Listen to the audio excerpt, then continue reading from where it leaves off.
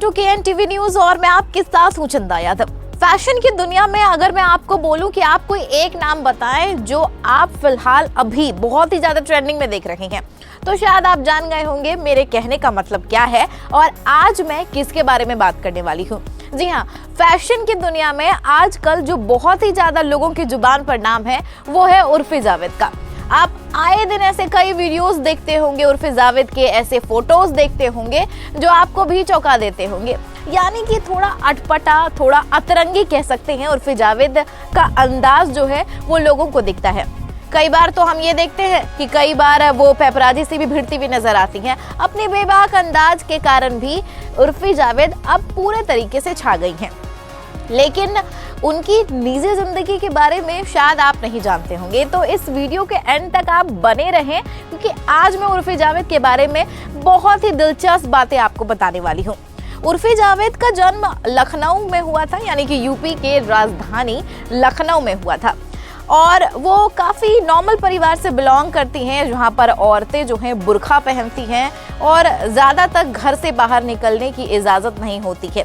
लेकिन उर्फी वैसे घर में होने के बाद भी उन्हें एक्टिंग का शौक था, उन्हें मीडिया में जाना था, लेकिन उन्हें एक्टिंग का शौक था और किसी कारण जैसे तैसे वह मुंबई पहुंच गई। 2016 से उन्होंने शुरुआत कर दी। एक दूल्हे की दुल्हनिया कुछ ऐसी ही फिल्म आई थी, उन्हें छोटा सा किरदार मिला था और वहां से उर्फी जावेद ने अपने करियर की शुरुआत कर दी। धीरे धीरे रिश्ता क्या कहलाता है, बेपनाह इश्क जैसे तमाम सीरियल में छोटे छोटे किरदारों में उर्फी जावेद नजर आई हैं और शायद आपने गौर नहीं किया होगा, अब तब ज्यादा चर्चा में उर्फी जावेद नजर आई हैं जब उन्हें OTT यानी कि बिग बॉस में बुलाया गया। 2020 के बाद वो काफी ज्यादा चर्चा में रही हैं। हालांकि देखा जाए तो बिग बॉस में उन्हें कुछ ही टाइम बाद निकाल दिया गया था, वो बाहर निकल गई थी, लेकिन अपने स्टाइल और अपने कपड़ों के अंदाज से वो बहुत ही ज्यादा चर्चा में रही और तब से लेकर अब तक चर्चा में ही है उर्फी जावेद।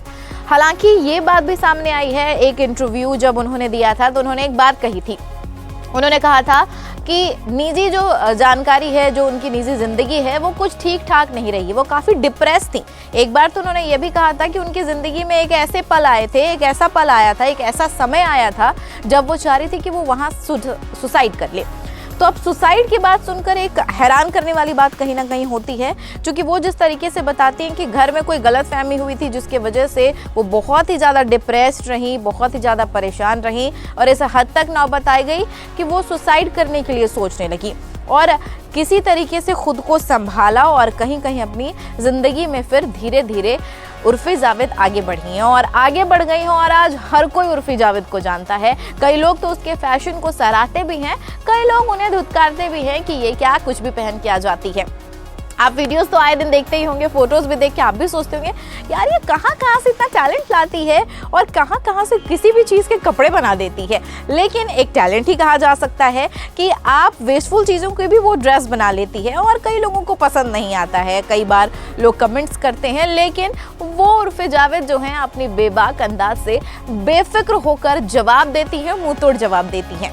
तो दोस्तों, आज के इस वीडियो में मैंने आपको बताया बेबाक अंदाज वाली और अतरंगी ढंग जाने वाली उर्फी जावेद के बारे में।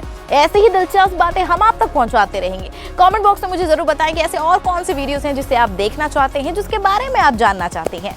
फिर मिलेंगे ऐसे ही दिलचस्प वीडियो के साथ। Stay tuned with KN TV news.